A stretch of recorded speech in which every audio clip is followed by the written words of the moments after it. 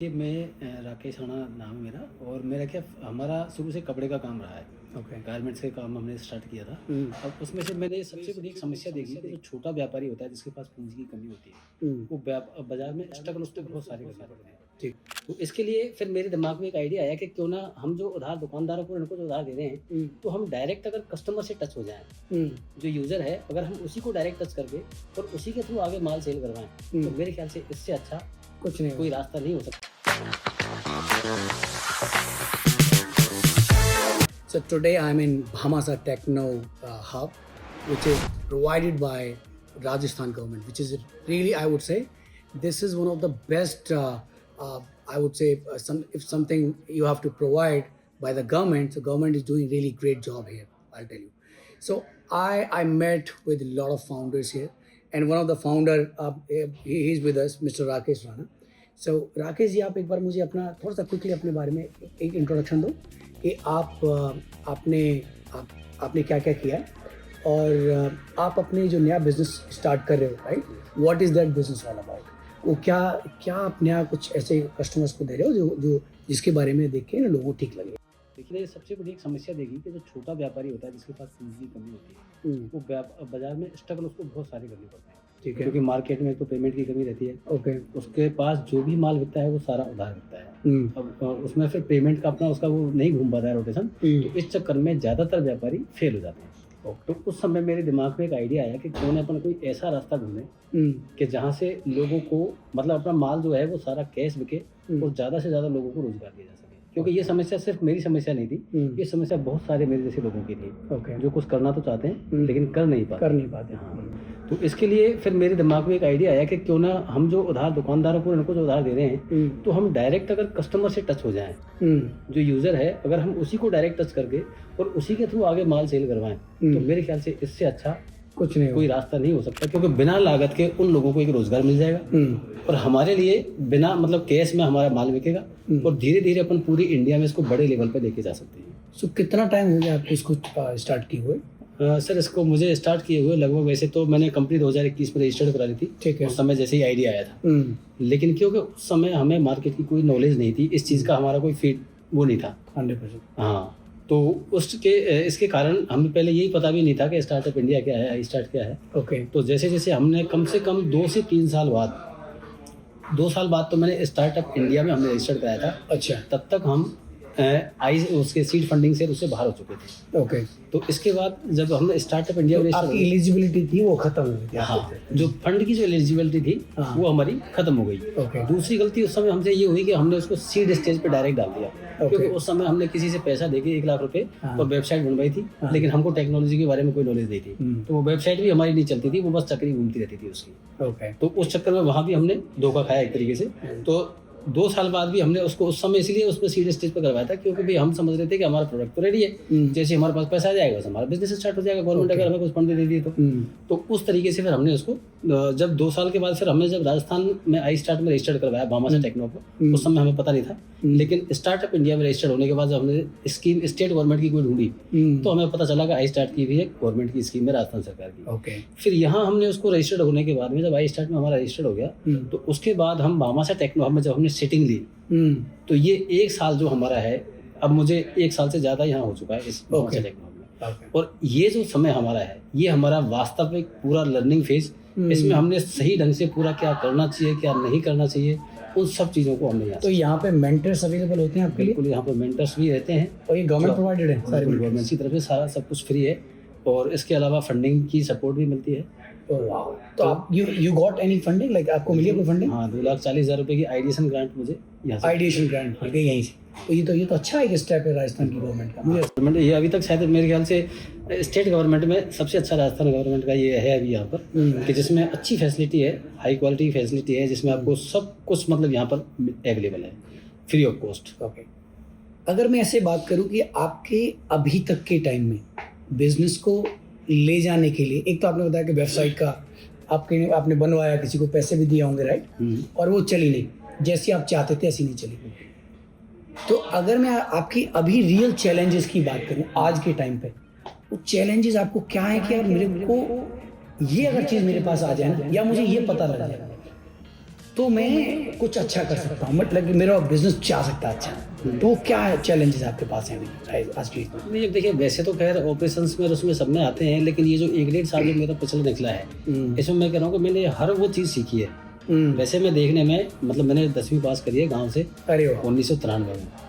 तो उस समय आप समझ सकते हैं कि गाँव में इंग्लिश का इतना कुछ महत्व भी नहीं था। नहीं बिल्कुल 100%। लेकिन आज मैंने टेक्नोलॉजी के बारे में बहुत कुछ सीखा है। चैट जीपीटी वगैरह में सब कुछ खुद यूज करता हूँ, बैठा के ऐड वगैरह चलाना मैंने सब कुछ सीखा है। तो मैं आज ये है कि उसको काफ़ी हद तक मैंने सब कुछ जो फर्स्ट एक फाउंडर को जो सीखना चाहिए वो मैंने थोड़ी थोड़ी बेसिक नॉलेज सब चीज़ों की काफ़ी हद तक ली है। और अभी इस चीज़ को मैं समझ सकता हूँ कि अब जो मेरे लिए सबसे बड़ा फिलहाल बैरियर है वो फंडिंग का जरूर है, थोड़ा सा फंडिंग का बैरियर फिलहाल। तो आपको अगर मैं ऐसी बात करूँ सेल्स एंड मार्केटिंग का, बिकॉज सबसे ज़्यादा मुझे जो लगता है चैलेंज सबको जो आता है कि यार मैं मार्केटिंग कैसे करूँ और फिर उसकी सेल्स कैसे करूँ। तो सेल्स एंड मार्केटिंग में आज के टाइम पे आप क्या करते हैं और आपको क्या क्या ऐसी चीज़ें पता है अभी 1 साल में पता हुई हैं जो पहले पता ही नहीं थी? जी, पहले हमें कुछ भी पता नहीं था ये प्रोडक्ट में, मतलब ऐसा कुछ वो कस्टमर वैल्यूएशन, उसका प्रोडक्ट की जो वैल्यूएशन वो है वो हमें पहले पता नहीं थी। कस्टमर सेगमेंट्स वगैरह के बारे में, इन चीज़ों के बारे में हमें पहले कुछ आइडिया नहीं था। हम तो बस सीधा ये था कि बस बिजनेस करना है, माल बेचना है, तो चलो फेसबुक पर ऐड चलाओ वो सब बिजनेस आ जाएगा। लेकिन अब धीरे धीरे समझ में आया कि भाई पहले अवेयरनेस के ऊपर अपन को, लोगों को पहले जब तक जानेंगे नहीं कि हम कौन हैं क्या हैं, तब तक कोई डायरेक्ट कैसे खरीदेगा। तो इसके लिए पहले हमें अवेयरनेस पे काम करना चाहिए। उसके बाद में फिर हमें अपने प्रोडक्ट की क्वालिटी पे, उस पर भी ध्यान देना है। उसके अलावा हमें फिर वैल्यू प्रोपोजिशंस वगैरह वो सब सीखने हैं, बिजनेस मॉडल कैनवास वगैरह, इन सब चीज़ों पे मैंने सीखा है। और आप 10th पास होके भी आपने सारा कुछ किया? मैंने सब कुछ सीखा है 10th पास होके भी। और अभी आपका टीम साइज क्या है? अभी जो प्रोडक्ट मैंने आपको बताया कि हमारा वो तो अभी वो तो स्क्रैप हो गया। हाँ, वो पहले वाला हमारा सब कुछ वो हो गया। अब जैसे ही मुझे फंडिंग अभी दिसंबर में मिली है, अभी दिसंबर में ही हमें फंडिंग मिली है, 1 से 1.5 महीने में हमने हमारा पोर्टल भी लगभग रेडी है और अभी 10-5 दिनों के अंदर को उसको हम लाइव भी कर देंगे। तब तक हम उसका अवेयरनेस पे और उसका फेसबुक के पेज वगैरह वो सब हम उस पर काम कर दिया।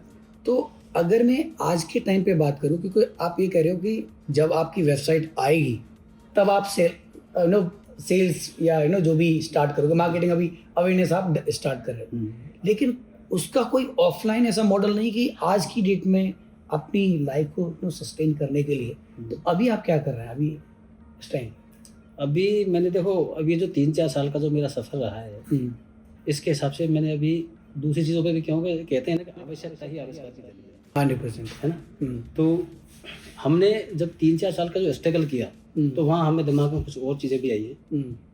यहाँ मैं एक दूसरा बिजनेस आइडिया भी बता देता हूँ उसमें, जो मैंने कर रखा है अभी। और पहले मेरी प्लीज़ बताओ ना। हाँ, तो जब हमने ये 3 से 4 साल का हमारा समय निकला और आज भी हमारा प्रोडक्ट रेडी नहीं हो पाया 4 साल में भी, हालांकि अब हमारी वेबसाइट वगैरह रेडी है और अब कुछ दिनों में लाइव हो जाएगी। तो इसी के बीच में मुझे एक आइडिया आया कि यार मेरे जैसे और भी बहुत सारे लोग हैं जिनको अभी तक इस चीज़ का पता ही नहीं है कि कहाँ से फंडिंग होती है, कहाँ से क्या होता है, क्या करना चाहिए, क्या नहीं करना चाहिए। लोगों के पास आइडिया तो है लेकिन वो कुछ कर नहीं पा रहे हैं। तो इसके लिए फिर मेरे दिमाग में एक आइडिया और आया कि अब मेरे जैसे स्टार्टअप्स को गाइड करने के लिए ऐसा कोई प्लेटफॉर्म अभी तक सेटिंग से है, आई स्टार्ट वगैरह है, लेकिन ये सब तब होते हैं जब वो यहाँ तक पहुँच जाते हैं। उससे पहले उनके पास कोई ऐसी बेसिक सपोर्ट नहीं होती है और इनके चक्कर में लोग बाग बहुत सारा पैसा उनका इधर उधर, अब मैं नाम नहीं बता सकता, लेकिन जैसे एक अहमदाबाद की कंपनी थी जिन्होंने लोगों से 80-80 हज़ार रुपये लिया है सिर्फ इस चीज़ के लिए कि साहब गवर्नमेंट ने बहुत अच्छी स्कीम चला रखी है जिसमें आपको 50 लाख की ग्रांट मिल सकती है, वो बिना किसी 80,000 रुपये लिया। हाँ। 50 लाख की ग्रांट दिलाने के लिए, लेकिन उनको कुछ नहीं मिला।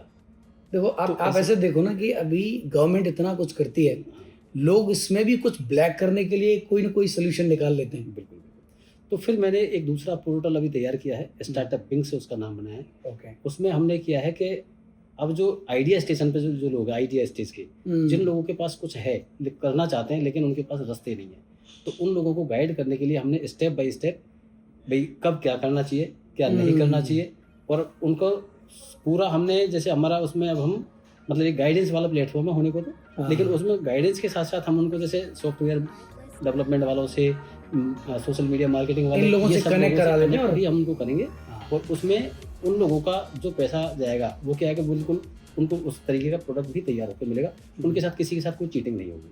तो इसके लिए भी हमारी ये वेबसाइट हमारी लाइव हो चुकी है, startupwings.in।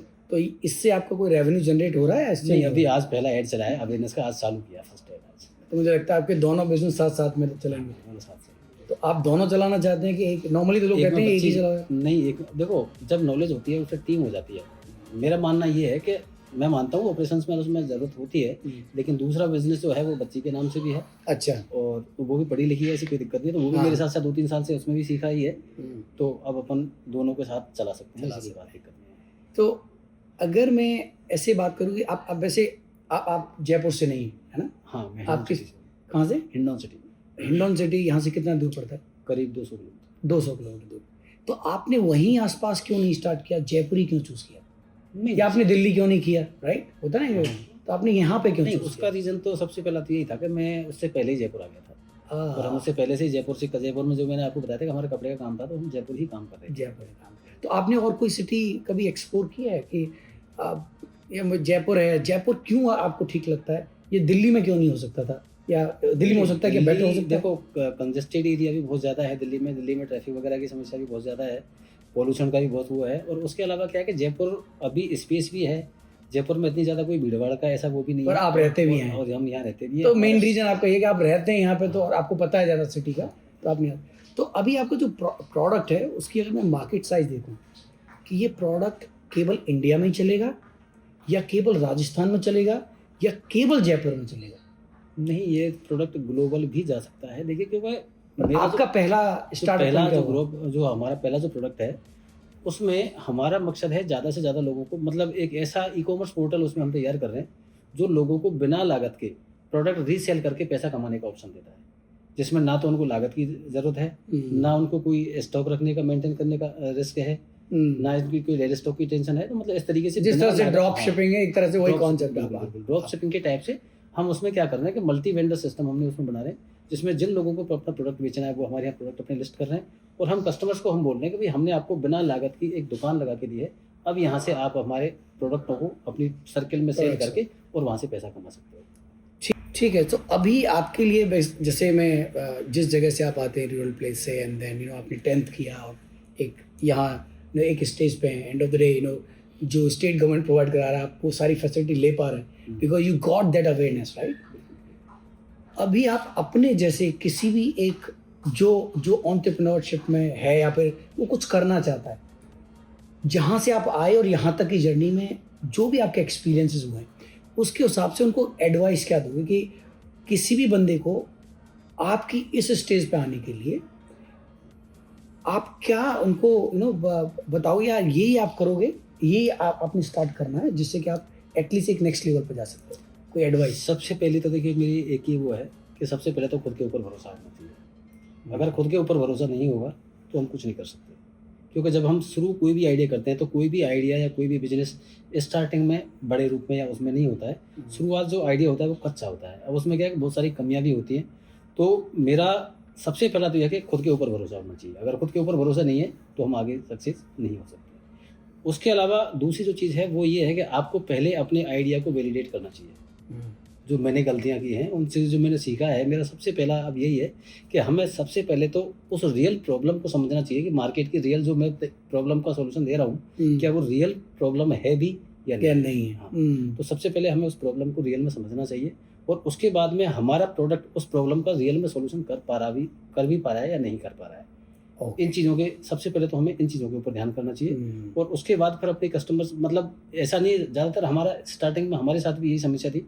हम भी ये कहते थे सर हमारा तो कोई भी ले सकता है हमारा प्रोडक्ट। हाँ भाई, जो मेरा अभी जो मैंने आपको बताया था रीसेलिंग वाला, उसमें हमारे भी था सर आप भी कर सकते हो, मतलब हम ये कहते थे। लेकिन ऐसा नहीं होना चाहिए, आपको आपके टारगेट ऑडियंस को फिक्स करना होगा, अपने उसको छोटा रूप उसमें करके, जिससे क्या है कि अपना पैसा उस समय दोनों बचाया जा सके। दोनों हो जाएगा। ओके, आप आज के टाइम पे, जैसे आपने बोला कि आप चैट जीपीटी यूज़ करते हैं, एआई का अभी आप कितना यूज़ करते हैं अपनी डेली लाइफ में? मैं ये कह रहा हूँ सर, आज की तारीख में एआई ही गुरु है। क्योंकि जब हम वैसे तो पढ़े नहीं, पढ़े लिखे मतलब ज़्यादा पढ़ाई वगैरह मैंने नहीं की है, तो मैं ये कह रहा हूँ कि आज के समय में अगर मेरे जैसे व्यक्ति के लिए एआई का बहुत बड़ा महत्व है, लेकिन सीखना ज़रूरी है। सीखना ज़रूरी है। अगर हम सीखते हैं तो एआई के से कि मतलब हमारा एक तरीके से मानो आपका बिजनेस पार्टनर से भी ज़्यादा वो आपको सपोर्ट कर रहा है। तो अगर मैं ऐसे बात करूँ कि अभी जैसे आप सुबह से लेके शाम तक काम करते हैं, राइट, उसमें एआई को यूज़ करके कितना % अपना टाइम लगाते हैं? कि ये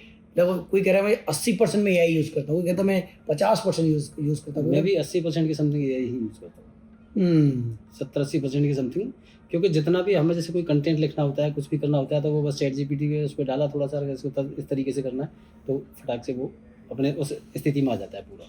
तो चैट जीपीटी का भी उपयोग मैं करता हूँ। मैंने वीडियो एडिटिंग वगैरह, वीडियोज़ वगैरह के लिए भी मैंने कई बार किए हैं, कई है उनका करता हूँ मैं। तो मेरा मानना तो यही है कि लोग बाग ये कहते हैं, हमारे खुद के भी, मेरी फैमिली में भी जो लोग पढ़े लिखे हैं, अच्छी नौकरियों पे हैं, वो सब ये कहते हैं कि चैट जीपीटी और ये जो है ना एआई, ये ऐसा ज़माना है जो लोगों की नौकरी खा जाएगा। लेकिन मैं ये कह रहा हूँ कि एआई बहुत अच्छी चीज़ है, जो अगर आप उसको सही ढंग से सीखें और सही ढंग से अगर हम उसमें मतलब उसको आगे मेहनत करें, तो एआई आपकी बहुत बड़ी मददगार साबित हो सकता है। मुझे ऐसा लगता है इंडिया बदल रहा है। बिल्कुल। एक 10th पास एक रियल आदमी गांव से आके, या मतलब इस रियल प्लेस से आके ऐसी जगह पे बैठना और चैट जीपीटी यूज़ करना, एआई फुली यूज़ करना, और आप जिस तरह के आइडियाज़ और जिस तरह की चीज़ें बता रहे हैं, इसका मतलब आपका रियल ओन एक्सपीरियंस अच्छा खासा है। तो thank you so much Rakesh ji, it was like pleasure meeting you, और मुझे ठीक लगा आपसे बात करके। एंड ऑफ द डे देश बदल रहा है। चलो, थैंक यू।